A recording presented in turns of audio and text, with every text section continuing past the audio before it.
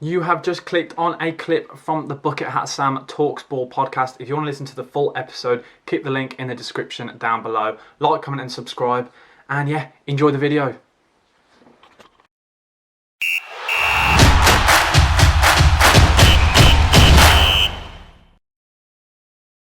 The more exciting part of Newcastle, this Yep. money means one thing: signings. Does And mean signings. if then the board have said we're screwed, we don't know, the scouting system's not working. They've said, Isaac, they've called you up. Isaac, mate, we know you're a Chelsea fan. We're giving you some cash. Realistic signings, we need to make some. Who would you realistically bring in? It's January. I'm talking about this January coming. This January, okay. And you don't do it. Don't throw the Haaland and Mbappe because I'm sick of that on Twitter. It's not happening. Okay, it won't happen. It's not happening. I see all these edits when they're like editing his face, and I'm like, it's not happening. You cannot. Can you imagine Mbappe in Newcastle? In Newcastle in general. Sat He's there probably on never. Geordie Shore. Yeah.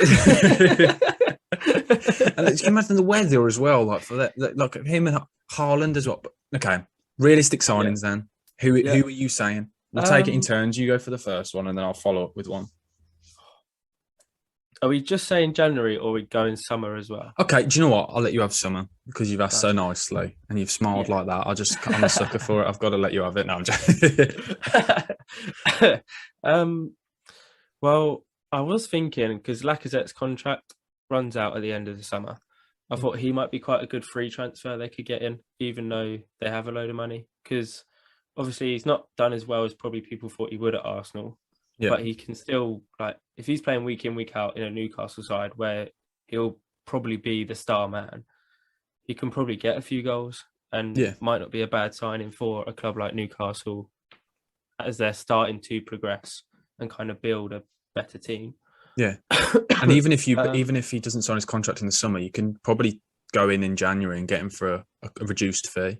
Yeah, that could be a good shout. I think that's a really good shout. And do you remember when Newcastle went through that phase of just buying French players as well? Yeah, like that was under Alan Pardew days. Sissoko. Yeah, like Goof. Oh my word, Goof. Oh, Gouffran. Oh, Gouffran. Yeah. Oh, why did I? Ben Arthur. We'll move on to a more normal name. Why didn't I just come up with a normal one? I had to throw a name in and say I started off so confident. It was like Goof. Yeah, let's move on. Yeah. I'll throw my player into the hat. Let's just the days of Sissoko, Hatem Ben Arthur, and Johan Kabay in the midfield. Those are better names. Where Gouffran? It is Gouffran. It has just hit me. It used to play for Bordeaux, but I don't know why that was the first name I could think of. Oh, geez, it's Monday. It's been a dull day. Okay, just let me off, guys. There's no football on tonight, so I've got nothing to do. That's my problem. I need Monday night football, but the next player I'm going to throw in is James Tarkowski. I love him. I think he's so underrated. I think the reason why no big club's going for him is because it's not really a sexy signing, if you know what I mean. I think you sort of know what I'm trying to say. Yeah. Going in for somebody like Tarkowski. Oh my God, we've just signed Tarkowski. It's Tarkowski. He's a very good player. He's so consistent. Him and Ben Mee, them two together are unreal. Tarkowski's better on the ball. Ben Mee's a very good player, but Tarkowski's just got an extra bit of class. You see him when he plays for England. He's very good on the ball. He's tall. He's strong. He's a leader. And he very rarely makes an error, ever. And I think he would be a kind of player that Newcastle fans would really get behind. As you can tell with Newcastle, it's all about the fans getting behind the players and having that connection. And it's a very like a family. It's like a family team, I think. If you family-run club, that's what I'm trying to say. And I feel like he's a player that they really get behind. You can imagine him on like a cold Monday night. He's 2-footing somebody, getting the ball, clearing it out, and everyone getting up on their feet. Going mental, Yeah, I think he's a player because when you look at their defense isn't great. I think Lascelles is a good player, but there's some of the players when you look at their defense, I don't think it's strong enough. So I think he'd be brilliant for them. Kieran Clark, like, what's he doing? Come on. Yeah. He's been around for too long. How on earth he's still there? Is Fabian Schär still there?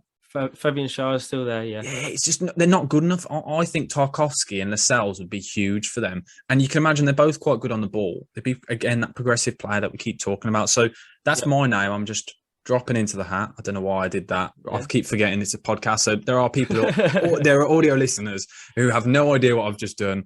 It's probably good you didn't see what I did. So let's just pretend I didn't do it again. But who else? Have you got any other names you want to throw into the hat? Defensively going as well. I've not heard, obviously they've got Jamal Lewis who can play both sides of the fullback, but I've not really heard them, well, not seen them have a decent left back in a while. So I was thinking maybe someone like Aaron Cresswell would be quite a decent shout. Left field, proper left field shout that is. I rate that. But you know what you're going to get? Like, as a decent free kick, he can go forward, but he is a solid defender, which they've not really had in a while, I don't think, personally. No, I agree with you. And with him playing in that, he can play at left back, but then he has played at times in the 3 at the back system on the left-hand side of the 3. I think that's a class signing. Surely, I'm not even going to guess. I don't know why, again, I've just gone to go say his age, and I've got no clue. Why on earth? I keep going. I'm just going to go, yeah, he's in his late 20s now. Like, it's just awful. I don't know why I keep doing it. But no, Cresswell, he's a very good player. He's very one-footed. But as you said, set pieces, he's absolutely brilliant. Distribution's very good. He's got an engine in him. Very good going forward. And you can imagine if St. Maximin was playing on that left-hand side, them two down that left-hand side, I think would be really good. The overlaps really good, and whipping the balls in for Callum Wilson. I think we may have just sorted out Newcastle's problems right there. I think we have. Tarkowski. We need to fly over to Saudi Arabia and just pitch it to him like Dragon Literally. You can imagine it now. Tarkowski over to Cresswell, down the line to St. Maximin, whips it in, Lacazette back post. We have literally just solved their problem. It's just as simple as that, isn't it, really? They're going to win the league. Don't see that. I have just seen, though, Cresswell's 31. So but I think that's a very good sign. Wait, he's 31? Yeah. It looks good for his age. I thought it was like 28, 29. I said late 20s. So, but no, I think Cresswell was still okay. Then it's even better sign. I think those are the kind of players, if you want to progress, those players that are very consistent, but they're a slightly better caliber of player than they've got in those positions. So I think that'd be a good addition to the side. And again, a good player to have in the dressing room. So I think those players we mentioned, I think there's some top signings there, those 3. So I think we should leave it at that.